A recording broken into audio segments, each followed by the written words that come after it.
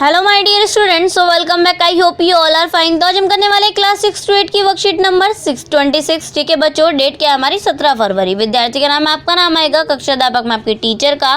तो चलिए करते हैं स्टार्ट। नीचे दी गई कहानी को ध्यानपूर्वक से पढ़िए और नीचे दी गई गतिविधि को पूरा कीजिए। पहले हम करेंगे कहानी को रीड, देन हम करेंगे गतिविधि। चलिए बच्चों करते हैं स्टार्ट। किसी घने जंगल में गिद्धों का एक झुंड रहता था। उनका पूरा झुंड एक साथ उड़ान भरता और साथ में ही शिकार करता। एक बार वो सभी उड़ते उड़ते किसी टापू पर पहुंच गए। वहाँ बहुत सारी मछलियाँ और मेंढक रहते थे। उन्हें वह टापू बहुत अच्छा लगा। उनके खाने पीने की, रहने की सारी सुविधाएं उस टापू पर मौजूद थी। सभी गिद्ध उसी टापू पर रहने लगे। अब उन्हें शिकार के लिए कहीं जाना भी नहीं पड़ता था। सभी बिना किसी मेहनत के भरपेट भोजन करते और टापू पर आलस में जीवन जीने लगे।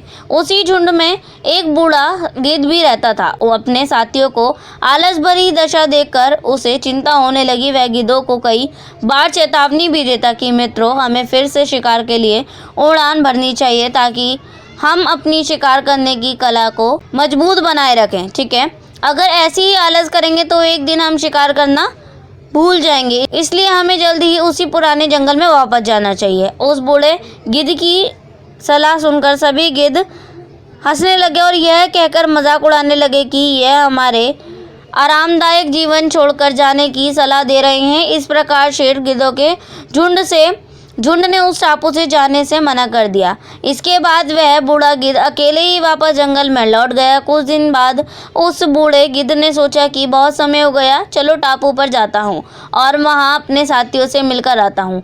वह बूढ़ा गिद्ध जैसे ही उस टापू पर पहुँचा, वहाँ की दशा देखकर वह हैरान रह गया। वहाँ का दृश्य बहुत भयानक था। उस टापू पर मौजूद सभी गिद्ध मर गए थे। वहाँ पर सिर्फ उनकी लाशें ही पड़ी थीं।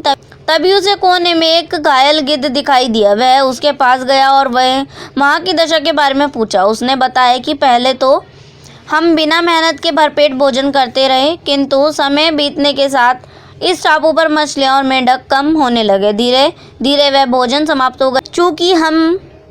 चूँकि हमें बहुत समय से ऊंचा उड़ने का अभ्यास नहीं रहा, तो हम शिकार करना भी भूल गए। इस प्रकार भूख से हम एक एक करके मरने लगे। इस घायल गिद्ध की बात सुनकर बूढ़े गिद्ध को बहुत दुख हुआ। निराश बूढ़ा गिद्ध वापस अपने जंगल में चला गया। ठीक है बच्चों, तो आपने इस कहानी से क्या सीखा? आलस बुरी बला है। मतलब कि हम आलस करेंगे तो क्या होगा बच्चों, हमें कहीं ना कहीं उसका नतीजा भुगतना पड़ता है। तो दैट्स वाई हमें कभी आलस नहीं करना चाहिए। चलिए नीचे 4 क्वेश्चन दिए हुए हैं बच्चों, बेहद ही ईजी से वो कर लेते हैं। फर्स्ट आपका दी गई कहानी में जिन शब्दों को पढ़ने और अर्थ समझने की कठिनाई महसूस हुई, उनकी सूची बनाकर अपने घर के सदस्य या अपने शिक्षक शिक्षिकाओं से उन शब्दों के अर्थ उच्चारण सीखे तथा अभ्यास कीजिए। ठीक है बच्चों, पहला लिखेंगे आप बच्चों झुंड यानी कि समुदाय। सेकंड लिखेंगे आप सुविधा यानी कि अच्छी व्यवस्था या आराम। ठीक है, थर्ड रहेगा आपका मौजूद यानी कि हाजिर। फोर्थ रहेगा आपका गिद्ध यानी कि एक बड़ा, ठीक है, शिकारी पक्षी। उसके बाद है दृश्य यानी कि जिसे देखा जा सकता हो। फिर उसके बाद है मित्रों यानी कि दोस्त। ठीक है, फिर उसके बाद नेक्स्ट क्वेश्चन है आपका, यदि आपको बूढ़े गिद्ध से कुछ सवाल पूछने होते तो आप क्या पूछते और बूढ़ा गिद्ध उन प्रश्नों का क्या उत्तर देता?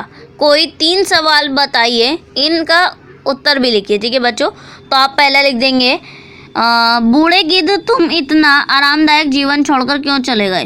तो इसका आंसर लिख दें आप, क्योंकि आरामदायक जीवन जीने से हम आलसी बन जाते हैं तथा इसमें आलस भरा जीवन नहीं जीना चाहिए। ठीक है बच्चों, नेक्स्ट आप लिख देंगे सेकंड इसका बूढ़े गिद्ध। सेकंड आप लिखेंगे इसका बूढ़े गिद्ध तुम वापस टापू क्यों आए? तो आप लिखेंगे मैं अपने मित्र से मिलने के लिए टापू आया था। नेक्स्ट इसका थर्ड क्वेश्चन आप लिख देंगे बूढ़े गिद्ध तुमने घायल गिद्ध की मदद क्यों नहीं की? तो आप लिखेंगे क्योंकि मैं बहुत ज़्यादा बूढ़ा हो चुका था, इसलिए मैं उनकी मदद नहीं कर पाया। नेक्स्ट आ जाते हैं थर्ड क्वेश्चन पर, बूढ़े गिद्ध की किन्हीं 3 विशेषताओं को लिखिए। तो आप लिखेंगे पहला, बूढ़ा गिद्ध दूरदर्शी था। सेकंड, वह आलसी पक्षी नहीं है। थर्ड लिखे आप, बूढ़ा गिद्ध समझदार पक्षी हैं। ठीक है, फिर फोर्थ, इस कहानी से आपने क्या सीखा? अपने शब्दों में लिखिए। तो आप लिखेंगे इस कहानी से हमें यह शिक्षा मिलती है कि अगर हमें भरपूर चीज़ भी मिले तब भी हमें जो हमारा हुनर है उसका प्रयास करते रहना चाहिए। ठीक है बच्चों, तो ये थी आपकी आज की वर्कशीट, बेहद ही ईजी और इंटरेस्टिंग, एंड आई होप आप लोगों को वर्कशीट समझ में आ गई होगी। सो प्लीज़ चैनल को सब्सक्राइब करना मत भूलिएगा और बेल आइकन को भी प्रेस कीजिएगा। तो चलिए मिलते हैं नेक्स्ट वीडियो में, तब तक के लिए take care and goodbye to all.